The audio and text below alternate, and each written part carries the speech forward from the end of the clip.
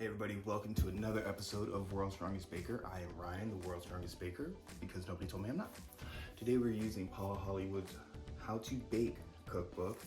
Fantastic recipe. We're doing lemon lime Danish pastries. This is a 2-day process because the first day we gotta make the Danish pastry dough. You gotta make your dough, you gotta have your chilled butter, you gotta do the whole lamination process, which takes an hour rest in between each one according to the recipe. Now, I'm following a recipe because I've never done this before, but I have high hopes. So we're gonna do that, then we have to let it rest 8 hours or overnight, so we're gonna do overnight. So tomorrow morning, I'm going to actually make the pastries. They're lemon lime. It's a lemon curd with a lime drizzle with a little lime garnish on top. Oh, they're gonna be so good. Hopefully I make the pastry dough right, because I don't know if you've ever seen what happens when you laminate dough wrong. It's just butter everywhere, which is good sometimes, but not when you're making pastries. So we're gonna get started on this dough, and then tomorrow we're making pastries. Here we go. Oh, we brought out the big sexy stand mixer again. This time we have the dough hook attachment on there. Inside we have our strong bread flour. It just means it has a higher protein content. It's better for building up the gluten. We are gonna put in our salt and sugar on one side. Come on, speed it up, Ryan. There we go. And our yeast on the other. The reason we don't put them on the same side, the salt will slow down the yeast working. And we're gonna add in our tepid milk, room temperature. I heated it up a little bit because I'm not super patient and I didn't want to wait for it to come to room temperature. Then we add in our eggs. Plop, plop. Easier to crack them into that little bowl. And then we are going to start this on low for 2 minutes. Now, make sure you raise it up. You don't have this issue. Yeah, I look like an idiot. Zoom in on the wrist action right there. And we're going to speed this up because watching a dough hook go around, though mesmerizing, a little bit boring.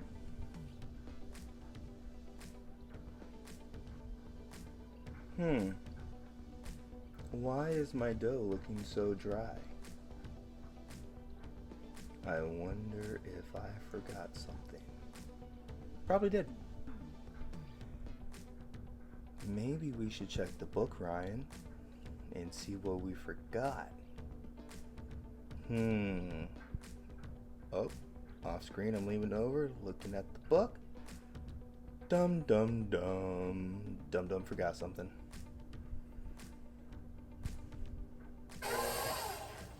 I just reread the recipe and apparently I'm seeing 90 milliliters of cold water.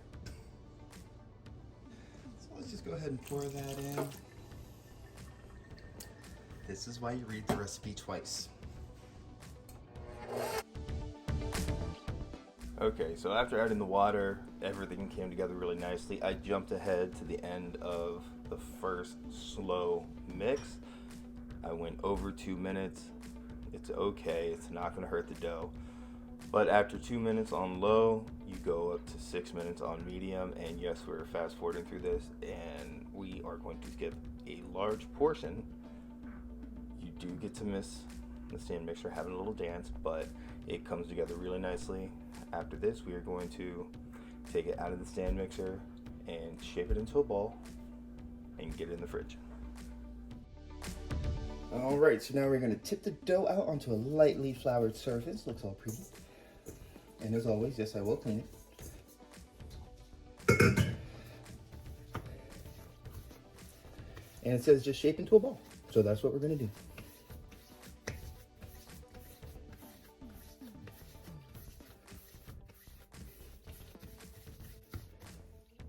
That looks pretty. Not that side. That's fine better. There we go, that side looks pretty. All right. It says lightly pressed with flour.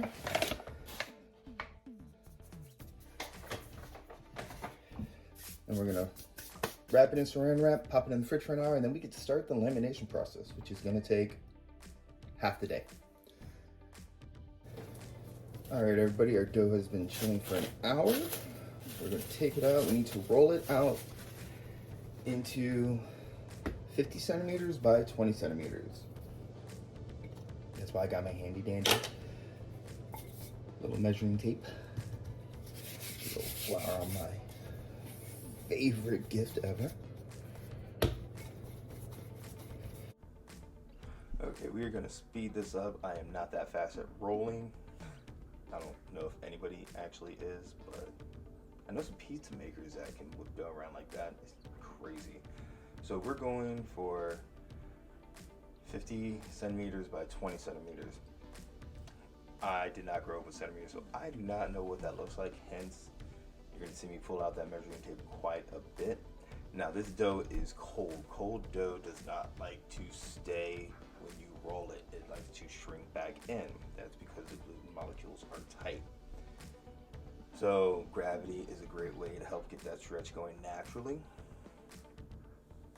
Rolling out, maybe I put too much flour on the counter. Who knows? As long as I clean it up and don't leave a mess, we're good. But yeah, so keep rolling out, keep rolling out. It does take a little bit of time, but in the end, it looks pretty good.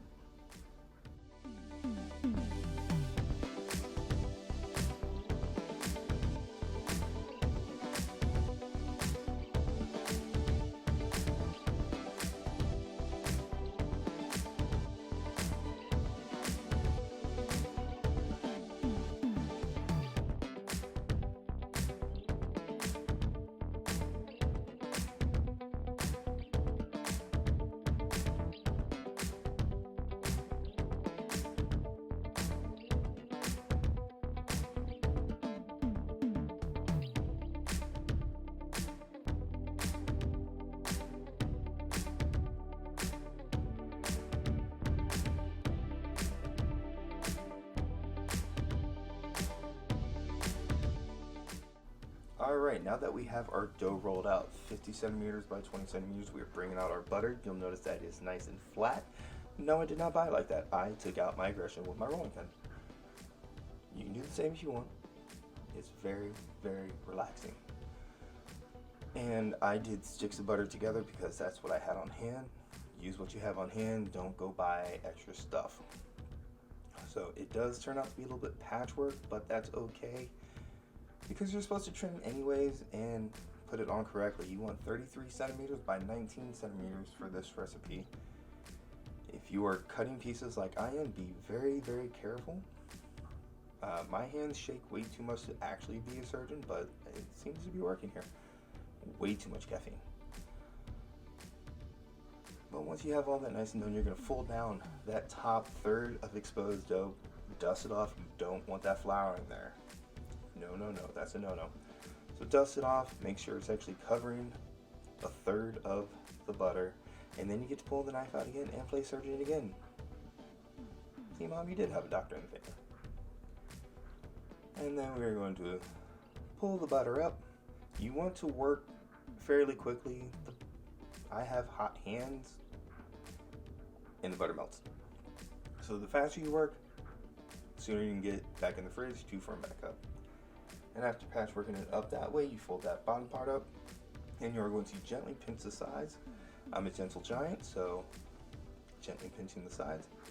Then you are going to wrap it up in that cling film again. You'll notice my cling film grows when we bring it back out. That's because I realized it's a little too small. All right, here we go.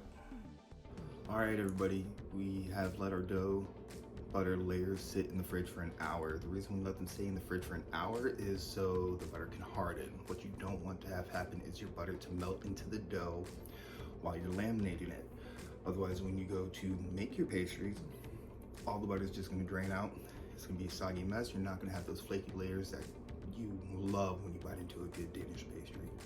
So I'm about to pull it out. We're going to do another rollout, fold it again for layers, put it back in the fridge, and then we have 2 more of these to do, and then we let it stay in the fridge overnight, and tomorrow morning is when we're actually going to make our awesome Danish pastries, lemon lime flavored. So here we go. All right, guys, we got our lightly floured surface again. We have our dough, nice and chilly. Get this open, save the plastic wrap. Don't ball it up like I did with the last one. So you can just easily put it right back in. Save, don't waste. All right. Get a little flour on my hand.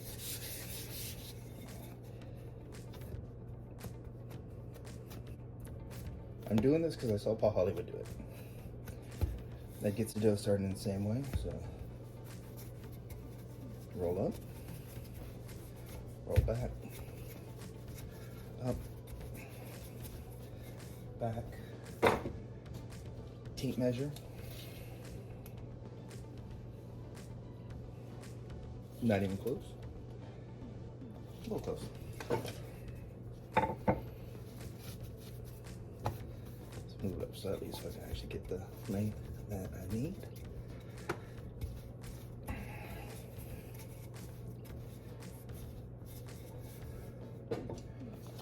See how that did? Almost there. Need to go out wide a little bit. A little bit. So start in the middle. Bring it back a little bit. Start in the middle. Bring it up a little bit. Good, good. All right, so we are starting from the bottom going up, bring the top back.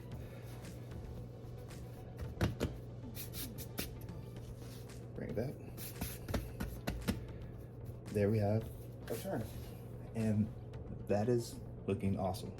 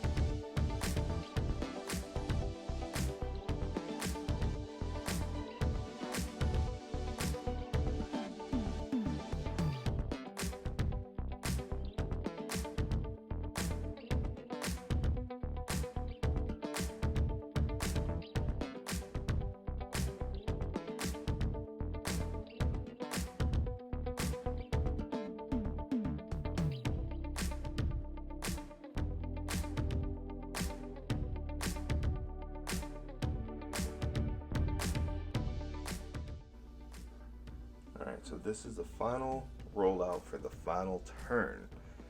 Same length, same width, 50 centimeters by 20 centimeters. You're going to fold up, fold back, and then you're going to let it rest 8 hours or overnight. The dough does look a little mottled. It was something I worried about when I was rolling it out, but pass or fail, we're doing this, so we keep going and we'll see how it turns out. The reason I put up 2 fingers is because it kept being short 2 centimeters and it was driving me a little nuts.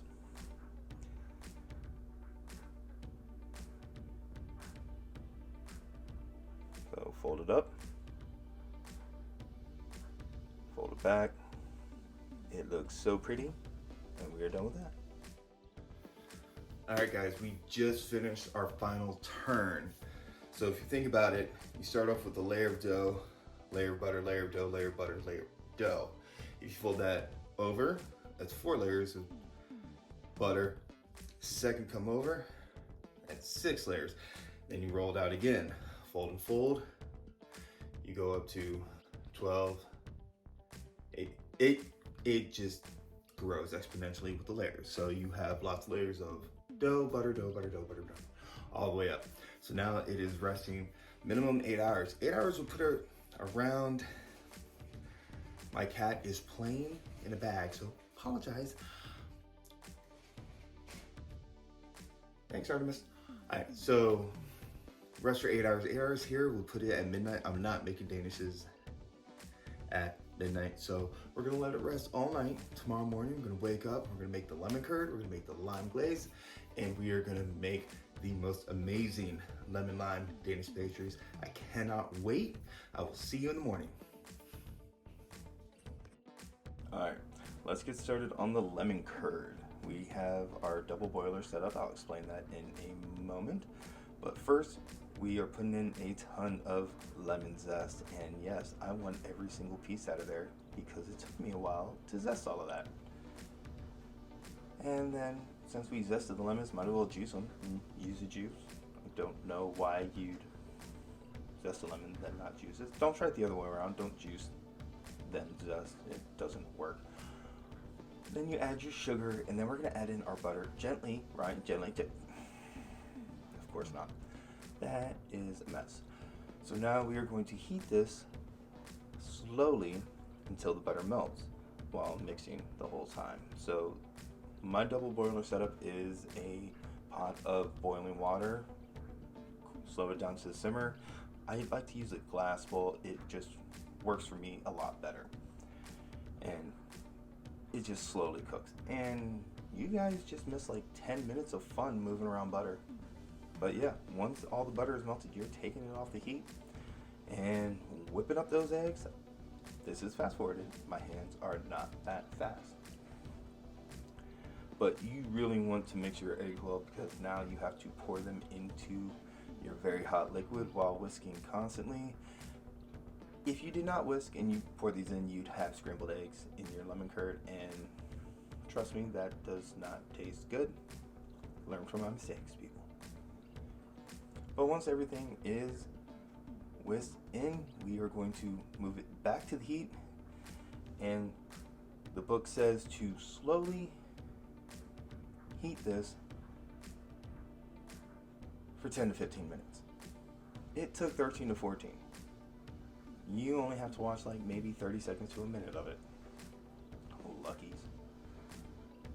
Whisk, whisk, whisk, whisk, whisk. And then to check if it's done, you're going to take a lovely spoon, dip the back of it in, slide your finger down. If it holds the impression, you are done. So you want to take all that off the heat, and we're going to pour it through a strainer. Yes, there is a bowl under that. I'm not crazy, and I'm not cleaning that up either. But you want to get as much of that lemon curd out of that bowl as possible. Then pick up that mesh strainer and work around that stuff because you have a lot of lemon zest in there, and you want all that delicious yellow color to come out. And yes, that is a natural color of yellow. And once we have it all done, we have our lemon curd.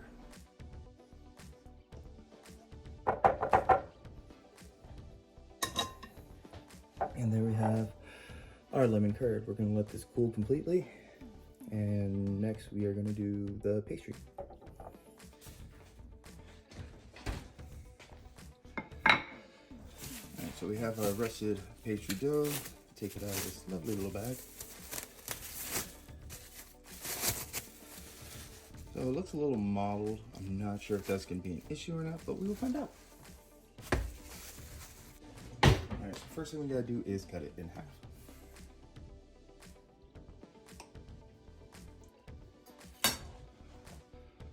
So I do see some lovely layers in there, so fingers crossed this worked. Alright, now that we have our two halves of dough, we are going to roll each one into a 30 centimeter by 30 centimeter square. Tippy tap if you want, don't if you don't. I don't know if it helps, but I would recommend going bigger than 30 centimeters and then trimming down with a nice sharp knife like I got there. I still need to sharpen all those. Maybe one day.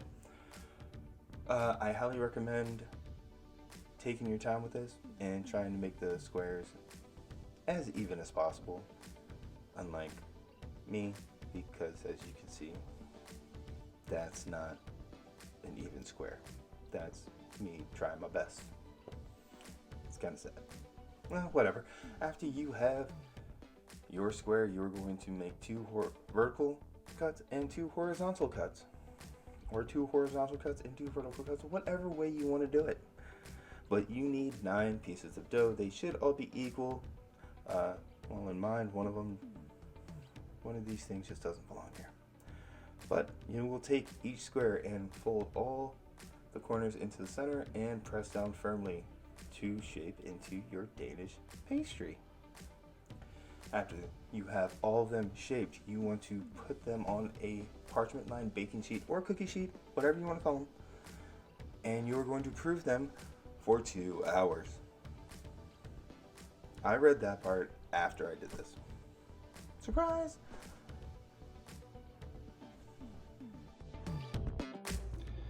Alright guys, pastries have rested for 2 hours. A little bit fluffier, not a super big change in size. We will find out if I did something wrong. Okay, now that we have our pastry dough proofed, we are going to press down with our fingers in the center to create a shallow well for the lemon curd.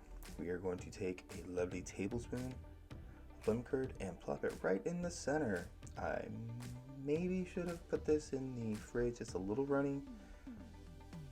It definitely firmed up with all the extra I had. But after you add in your lemon curd, we are going to do an egg wash around the side. I do not know if you're supposed to do the corners or not. I don't know if it affects how it rises while baking, but if you know, let me know in the comments. And once all those are done, they are ready to go in the oven to be baked to golden brown and delicious.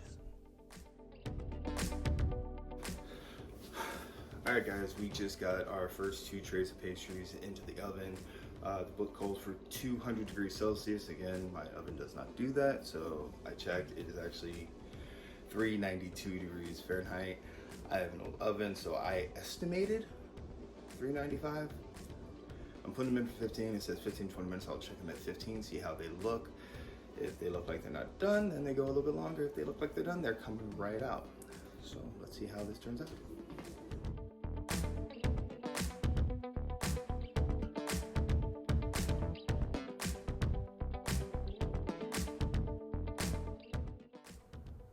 Time for the lime drizzle on top. So we have our powdered sugar, we have our water, and we're going to start mixing that. I can tell you right now, whisk was not a great idea, and the small bowl was an even worse idea. But movie magic, skip ahead. Get that whisk going and bend in all kinds of shape. That is actually a pretty thick drizzle. Add in the lime zest. You are going to get a great amount of flavor out of that. And whisk like crazy. I pulled out a spoon just to finish it off. And it's not the prettiest color, but it smells and tastes incredible. Now what I did, I put this in a piping bag, and once the pastries were cooled, I piped it over. I did not film it, but it was a lovely finish on top. Alright guys, that is it for baking today. We have our lemon lime Danish pastries. They came out looking incredible, and luckily you can't count because I've already had one. But they taste delicious too. But the book is How to Bake Paul Hollywood. The recipe was very easy to follow. He gives you the step-by-step instructions. There are actually pictures for the step-by-step instructions in the book as well for the Danish pastry. Now, let's grab one. A little darker on the bottom, but there was barely any leakage from the butter, which lets me know I laminated correctly. So the model dough look that we saw when we started the baking side apparently doesn't really mean these are going to be bad. So I put the lime glaze on there, did a little garnish, but here we go.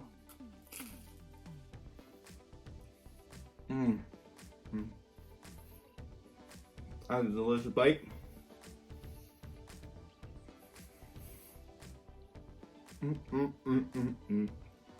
I love this job. I don't get paid for it yet, but I still love this job. All right, highly recommend these lemon lime Danish pastries, Paul Hollywood's How to Bake cookbook. I recommend it. Fantastic recipes. There's always tips and tricks and all of this stuff, so you get great knowledge all around.